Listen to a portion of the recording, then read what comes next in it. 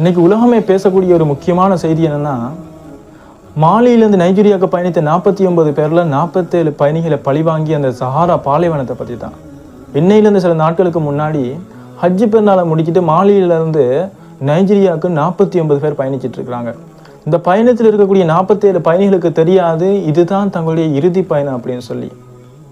தங்களுடைய சொந்த ஊருக்கு போயிடலாம் அப்படிங்கிற எண்ணத்தில் இருக்கக்கூடிய அந்த பயணிகளை தாங்கி போகக்கூடிய அந்த லாரியானது சஹாரா பாலைவனத்தின் வழியாக பயணிச்சிட்டு இருக்கு. கொஞ்சம் தூரம் போனதுக்கு பின்னாடி அந்த லாரியானது என்ன காரணம் என்று தெரியாமல் பழுதடைந்து போகுது. அதில் போன டிரைவராக இருக்கட்டும், உதவியாளராக இருக்கட்டும், இருந்து எவ்வளவோ முயற்சியை மேற்கொள்கிறாங்க. ஆனால் எந்த முடிவுமே கிடைக்கல. தங்கள்கிட்ட இருக்கக்கூடிய நீரை கொண்டு எப்படியாவது உயிரை காத்துக்கலாம் அப்படின்னு சொல்லி ஓரிரண்டு நாட்களை கழிக்கிறாங்க.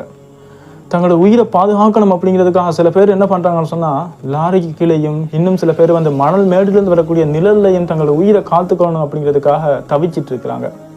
அவங்க நினைத்தாங்களோ இல்லையோ, அந்த பாலைவனம் தான் அந்த 47 உயிர்களை வந்துட்டு பழி வாங்குது.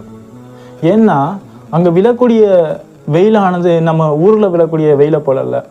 50 டிகிரி அப்படிங்கிறதுனால அவர்களுடைய உடல் உறுப்புகளை செயலிழக்க செய்யுது.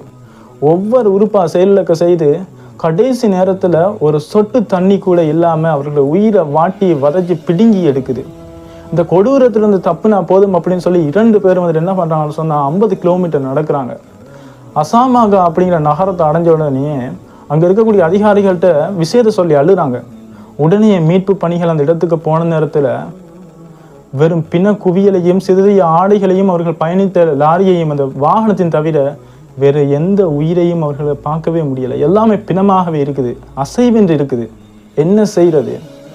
எந்த பாலைவனம் அந்த 47 பயணிகளின் உயிரை பிடுங்கி எடுத்துக்கோ, அந்த பாலைவனத்துக்கே அந்த 47 பேருடைய உடல்களையும் அதில் இறையாக அடக்கம் செய்யப்பட்டுட்டு மீதமுள்ள அந்த 2 உயிரும் மீட்பு பணியோட திரும்பி போயிட்டு இருக்கிறாங்க.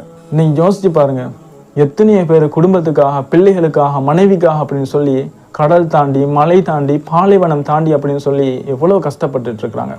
அப்படிப்பட்ட உறவுகள் எப்போதுமே நல்லா இருக்கணும் அப்படின்னு சொல்லி நம்ம பிரார்த்தனையில் சேர்த்துக்கொள்ளணும். அது நமக்கு உறவாகத்தான் இருக்கணும் அப்படின்னு இல்லை, அது யாராக இருந்தாலும் நம்முடைய பிரார்த்தனையில் வந்துட்டு சேர்த்துக்கொள்ளணும்.